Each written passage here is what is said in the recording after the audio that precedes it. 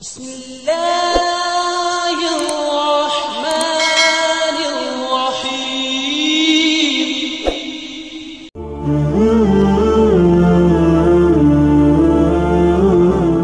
Bismillahirrahmanirrahim. Assalamualaikum warahmatullahi wabarakatuh. Syukur Alhamdulillah, kita masih dipertemukan kembali di channel ini. Salawat dan salam selalu dan tetap tercurahkan kepada junjungan kita, Nabi besar Muhammad sallallahu alaihi wasallam.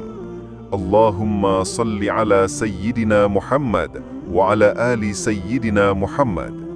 Harapan dan doa saya, semoga sahabatku semuanya selalu diberikan kesehatan, dilapangkan rezekinya, diampuni dosa-dosanya, dipanjangkan umurnya, dan semoga kita tidak mati kecuali mati dengan beriman dalam Islam. Dan sempatkanlah menuliskan selawat di kolom komentar. Insya Allah akan menjadi bukti cinta kita kepada Rasulullah Muhammad sallallahu alaihi wasallam. Semoga kita semua mendapatkan syafaat beliau di akhirat kelak. Amin ya rabbal alamin. Sahabat seiman yang dirahmati Allah, salat subuh memiliki nilai yang tinggi dalam syariat Islam. Bahkan Rasulullah Shallallahu Alaihi Wasallam mendoakan langsung umatnya yang menunaikan salat subuh. Orang yang mengerjakan salat subuh juga akan disaksikan oleh para malaikat. Namun, ada bacaan surat pendek yang sesungguhnya tidak dianjurkan. Lantas, apa sajakah keutamaan dari salat subuh itu? Lalu, bacaan surat apa yang tidak dianjurkan untuk dibaca saat salat subuh? Benarkah malaikat ikut menyaksikan langsung ketika seorang hamba sedang melaksanakan salat subuh? Sahabat seiman yang dirahmati Allah, salat subuh dikerjakan saat menjelang terbitnya fajar, waktu ketika orang-orang sedang terlelap dalam tidurnya. Banyak di antara kaum muslimin yang lalai dalam mengerjakan salat subuh. Mereka kebanyakan lebih memilih melanjutkan tidurnya daripada segera bangun dan menunaikan salat subuh. Oleh karena itu, Rasulullah Shallallahu Alaihi Wasallam memberikan perhatian khusus pada salat subuh dan menjadikannya mulia dengan keistimewaannya. Salat subuh bahkan memiliki sifat-sifat yang khusus yang tidak terdapat pada salat lainnya. Itu dikarenakan begitu istimewanya salat subuh. Orang yang mengerjakan salat subuh akan didoakan oleh Rasulullah Shallallahu Alaihi Wasallam.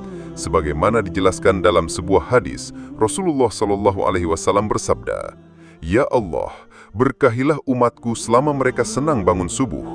Hadis riwayat Imam Tirmizi, Abu Dawud, Ahmad, dan Ibnu Majah. Apabila Rasulullah yang berdoa, bahkan tidak ada perantara antara Rasulullah dengan Allah. Karena secara hubungan keimanan, Rasulullah Shallallahu Alaihi Wasallam yang paling dekat dengan Allah Subhanahu wa Ta'ala. Dalam hadis lain dijelaskan bahwa orang yang mengerjakan salat subuh berada dalam jaminan Allah Subhanahu wa Ta'ala. Rasulullah Shallallahu Alaihi Wasallam bersabda, "Siapa yang menunaikan salat subuh, maka ia berada di dalam jaminan Allah. Bahkan, jangan kau mencari jaminan Allah dengan sesuatu selain dari salat, yang pada saat kau mendapatkannya, justru kamu tergelincir ke dalam api neraka." Hadis riwayat Muslim. Apabila Allah Subhanahu wa Ta'ala yang memberikan jaminan, mungkin akal manusia sulit untuk menjangkau dan mencernanya. Dan di antara janji Allah untuk hambanya yang taat menunaikan ibadah salat subuh adalah kelak di akhirat nanti akan melihat Allah Subhanahu wa Ta'ala. Hal ini sebagaimana sabda Nabi Sallallahu Alaihi Wasallam. "Kami sedang duduk bersama Rasulullah. Ketika melihat bulan purnama, beliau berkata, 'Sungguh, kalian akan melihat Rabb kalian sebagaimana kalian melihat bulan yang tidak terhalang saat melihatnya. Apakah kalian mampu? Janganlah kalian menyerah dalam melaksanakan solat sebelum terbit matahari dan solat sebelum terbenamnya matahari, maka lakukanlah.'" Hadis riwayat Bukhari dan Muslim. Di dalam Al-Quran juga telah dijelaskan bahwa solat subuh adalah waktu yang paling utama dan baik untuk mendapatkan rahmat dan ridho Allah. Allah Subhanahu wa Ta'ala telah berfirman, "Bersabarlah engkau, Nabi Muhammad, bersama orang-orang yang menyeru Tuhannya pada pagi dan petang hari, dengan mengharap keridhoannya. Janganlah kedua matamu berpaling dari mereka karena mengharapkan perhiasan kehidupan dunia. Janganlah engkau mengikuti orang yang hatinya telah kami lalaikan dari mengingat kami, serta menuruti hawa nafsunya, dan keadaannya melewati batas." Surat Al-Kahfi ayat 28. Kemudian surat apa sajakah yang tidak dianjurkan untuk dibaca ketika sholat subuh?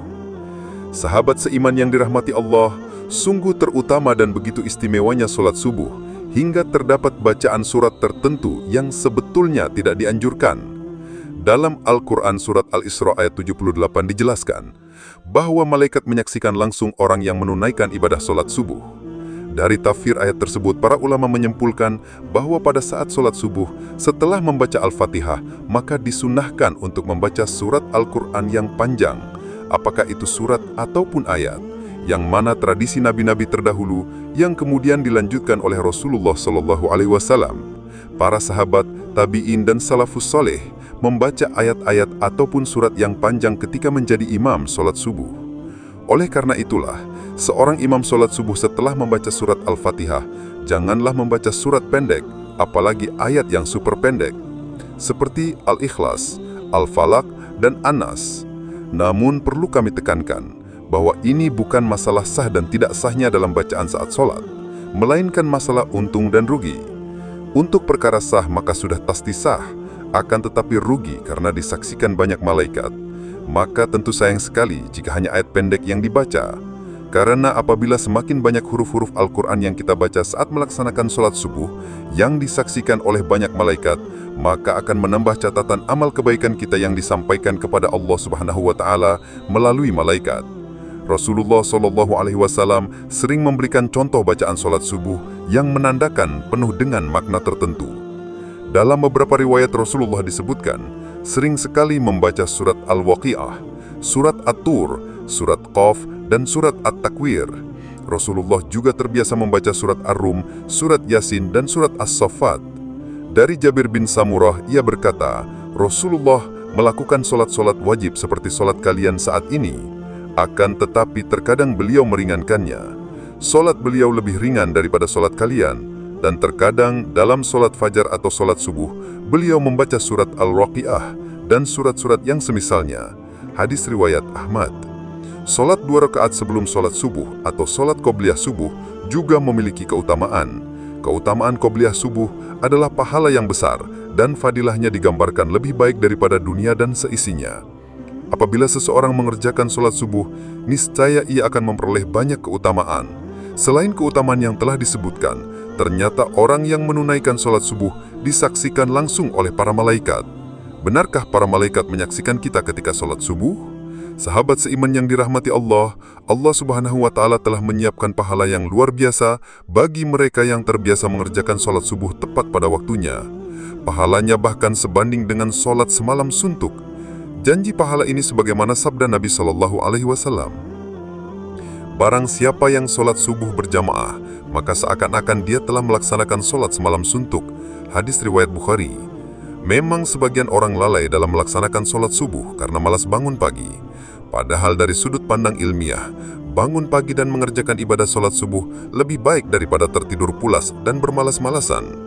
Dilihat dari ilmu pengetahuan menjelaskan, pembuluh darah manusia akan mengembang pada tengah malam terakhir sampai menjelang siang.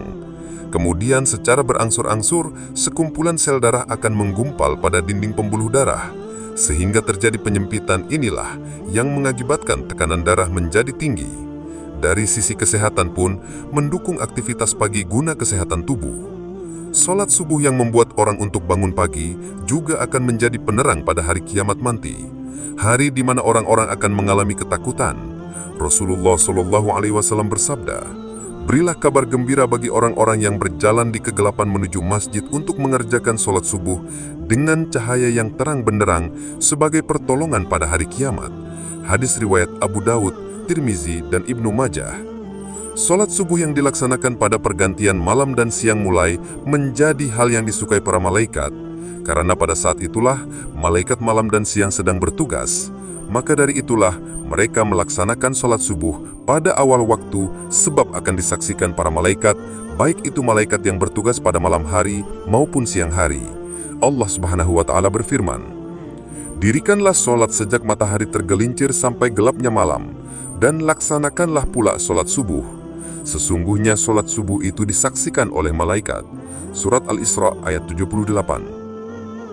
Sahabat seiman yang dirahmati Allah, begitu istimewanya menunaikan ibadah sholat subuh, sehingga selain memperoleh pahala, ia juga mendapatkan kebaikan dari sisi medis dan kesehatan badan, di samping disaksikan oleh para malaikat.